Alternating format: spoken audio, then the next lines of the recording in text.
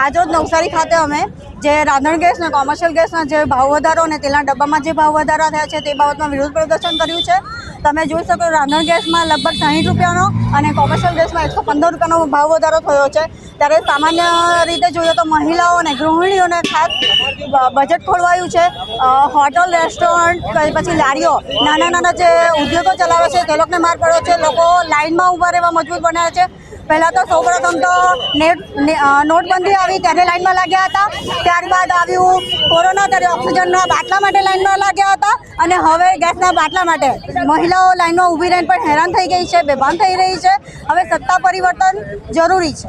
આજે છેલ્લા 4 દિવસથી ગેસના બાટલાની જે પરિસ્થિતિ થઈ અને તમામ પ્રકારના તેલના ભાવમાં વધારો થયો, જેને લઈને સમગ્ર ભારત દેશમાં લોકરોષ જોવા મળે છે.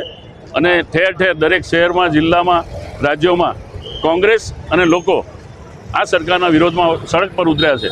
કારણ કે છેલ્લા 2014થી નરેન્દ્ર મોદી વડાપ્રધાન બન્યા ત્યાર પછી દેશની જે અધોગતિ બેઠી છે તેનાથી લોકો ત્રાસ્યા છે. અત્યારે મોંઘવારી, બેરોજગારી અને અત્યારે વારે ઘડીએ થતા ભાવ વધારાથી લોકો ત્રસ્ત આવી ગયા છે.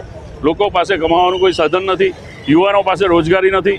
ત્યારે એવી કન્ડિશનની અંદર નાના માણસોને, આ દેશની 75% લોકોને ઘર ચલાવવાના ફાંફા છે. તેમ છતાં આ સરકાર નાના માણસોનું જોયા વગર ખાલી 4-5 ઉદ્યોગપતિઓને ફાયદો થાય તે દિશામાં કામ કરી રહી છે. ત્યારે નક્કી જ લોકોએ એવું નક્કી કર્યું છે કે આ ઇલેક્શન જે આવે છે ગુજરાતમાં સ્થાનિક સ્વરાજ્યના, ત્યાંથી આ લોકોના મૂળિયા ઉખાડવાના અમે લોકો ચાલુ કરવાના છીએ.